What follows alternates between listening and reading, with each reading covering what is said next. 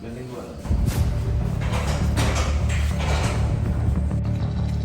Kita ungkapkan aja sedikit ya kejadian korban setelah kita rawat di rumah sakit Aludama dekat jembatan ya, korban jatuh di situ.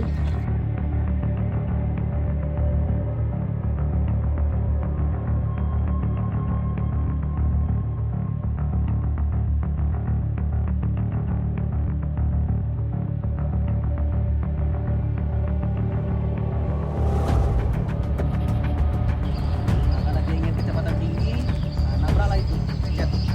Bisa rekan-rekan saksikan bahwasanya memang niatnya itu sudah ingin cepat untuk lari dari polsek.